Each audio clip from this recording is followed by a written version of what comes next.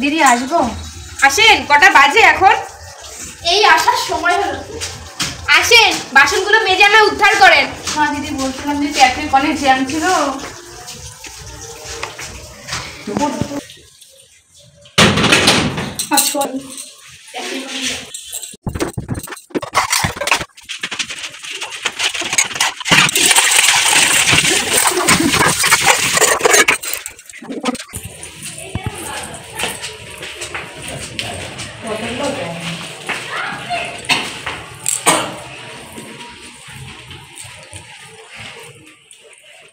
বাসন মাজা হয়ে গেছে, আমার আর কি কাজ বাকি আছে? ফোন দেখার সময় যত সব ডিস্টার্ব করে। যাও মাকে গিয়ে বলো গা। দিদি দিদি ভাই বলছে যে আমি আর কি কাজ করব, আমার বাসন মাজা হয়ে গেছে। কি হয়েছে? আমি আর কি বলবো, একেতেই তো এসছো দেরি করে। আবার ঠিক আছে, করেছোটা কি? আবার কি কাজ করব? সরি দিদি, আমার আর হবে না। আমার মেয়েটার শরীরটা ভালো না, এর জন্য আমি একটু দেরি করে এসেছি দিদি। ঘর ঝাড় দিয়ে ঘরটা মুছে ফেলো গা।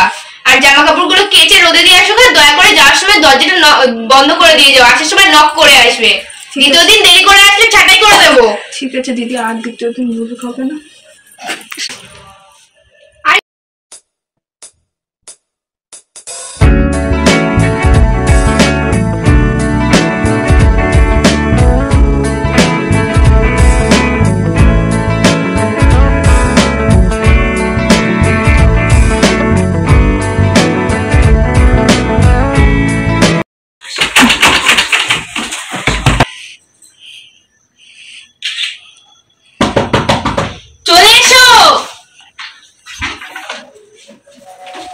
দিদি বলছি কি সব কাজ হয়ে গেছে, আপনারা তো এখন দুপুরবেলা খাবেন না, তাহলে আমি এখন বাড়ি যাবো। মেয়েটা খুবই শরীরটা খারাপ। একটু দেরি করে এসেছো, আবার তাড়াতাড়ি করে যাওয়ার কথা বলছো। কটা কাজ করেছো? হ্যাঁ তুমি এত তাড়া কিসের? মা আমার খিদে পেয়েছে, খাবারটা দিয়ে যেতে বলো। যাও, আমাদের অর্ডার চলে এসেছে, খাবারটা দিয়ে তারপরে যাও। কিন্তু দিদি আমার তো কাজ। আমি যেটা বললাম সেটাই করবে, নিচে যাও।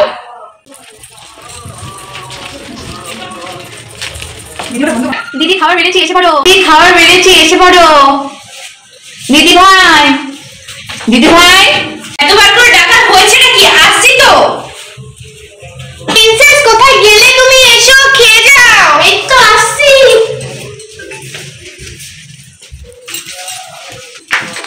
বলবি কি চেয়ারটা দেখ। এখনো চেয়ারটাই না আমাদের বাড়িতে দিয়ে ডাকার জন্য তাড়াহুড়া লেগে গেছে। ঠিক আছে সারাদিন যে কি করে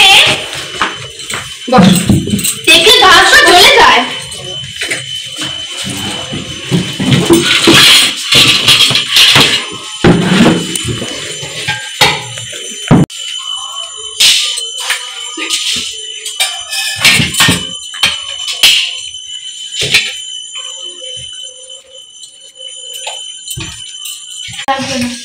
দিদি বলছিলাম তাহলে আমি কি একটু এখান থেকে খেয়ে নেবো, কারণ সকাল থেকে খাইনি, খুব খিদে পেয়েছে।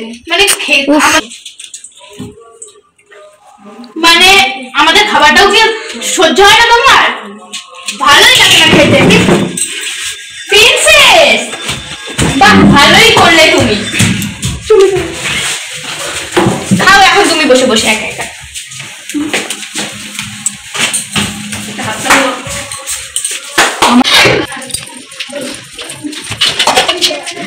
কেন করছো তুমি? খাওয়া ছেড়ে কেন উঠলে বলো তো?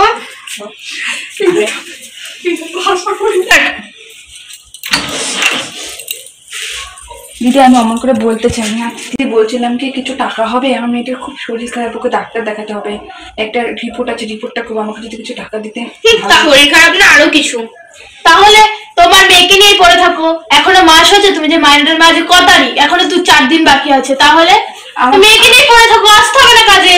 আমার আর মাসের থেকে কেটে নিন, আমাকে আসতে হবে না কাজে, মেয়েকে নিয়ে পড়ে থাকো। অন্য কারো কাছে বলো, আমাদের কাছে না। হ্যাঁ বের এখান থেকে। এইসব বলা দরকার।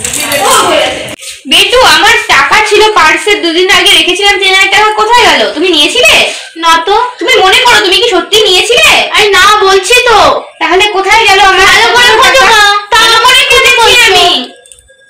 আমাকে কেন বলছো? আমাকে কি দেখে চোর মনে হয় নাকি? না সেটা না, আমি সেটা বলতে চাইনি। আমি যে কি করি, মালতীকে বরং একটা ফোন করে দেখি, আমার মনে হয় ওই নিয়েছে। হ্যালো হ্যালো, হ্যাঁ বলছি তুই ইমিডিয়েটলি আমাদের বাড়িতে আয়। হ্যাঁ দরকার আছে বলেই তো ডাকছিস নিশ্চয়ই, তাই না? বাড়িতে আয়। ঠিক আছে।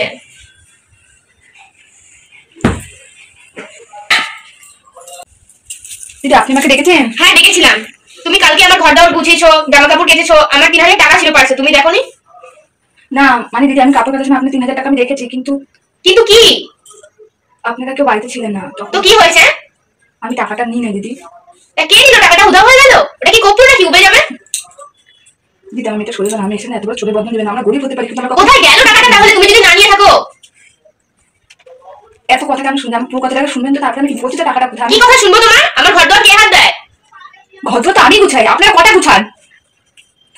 তুমি কালকে যে আমার মেয়ের সাথে ব্যবহার করে গেছো, ও কালকে থেকে ওইখানে শুয়ে আছে, ও একটা ভালোভাবে কথা বলছে না, তারপরে তোমার শান্তি হয়নি? আমার টাকাটাও নিতে হয়েছে। দিদি আমি আপনার টাকাটা নিই, আপনার টাকাটা আমি ভুল বলছি যে আপনার পাশে ছিল, আপনার টাকাটা ছিল ঠিক, আপনার কালকে প্যান্টটা ধরে দিয়েছে, জিন্সের প্যান্টটা সে পকেটে ছিল। আমার মেয়েকেও কি এটা শেখাচ্ছ নাকি? বড় হয়ে কি চোর হবে নাকি? দিদি কখনো একটা মেয়ের সামনে একটা মাকে আমাকে অপমান করবেন না। আমি আপনার টাকা নিয়েছি এই কথা আপনাকে কে বলেছে? আপনার মেয়ে।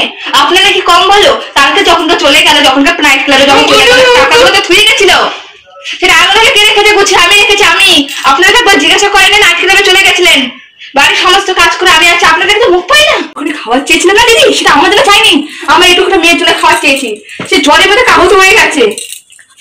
আর আপনার টাকা, আপনার টাকা আমরা নিলে আমরা গরিব হতে পারি, আমরা আমাদের ছোট লোক না। আপনার টাকা আমি ঠিক আপনার রেখেছি, নেন আপনার টাকা।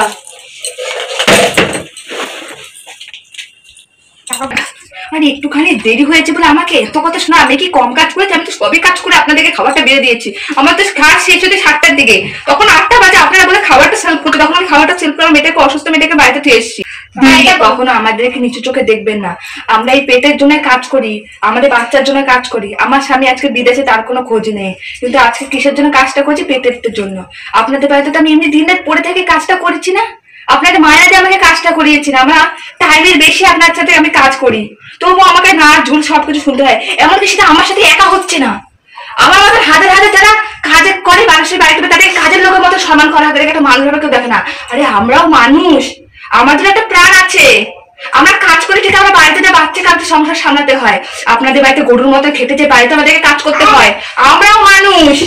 আপনার টাকা আমাকে দিয়ে দিচ্ছি, আপনার মেয়ে বলেছিলেন আমাকে গত মাসে কাজে আসতে হবে না, আমি আসবো না আপনাদের বাড়িতে কাজে, আমি এখন চলে যাই। না না, আমরা তোমাকে চিনতে ভুল করেছি, আর ওর পড়াশোনার খরচাও আজকে থেকে আমাদের, তুমি চিন্তা করো না। তুমি কাজ করবে, ও আমাদের সাথেই থাকবে, সমস্যা নেই তাতে। আপনাদের মতন যদি একটু ভালো মানুষ থাকতো, আমাদেরকে যদি একটুখানি লোকে বুঝতো, তাহলে আর। তোমার জন্যই আজকে আমরা ভালো মানুষ হতে পেরেছি, তোমরাই আমার চোখ খুলে দিয়েছো। ধন্যবাদ দিদি আমার মেয়েটাকে না, দেখার জন্য। এখন আর কি করবো? ঘরজার দিয়ে ঘরটা মুছে রাখো গা, জামার পরে ভুলে গেছি। এসছি। না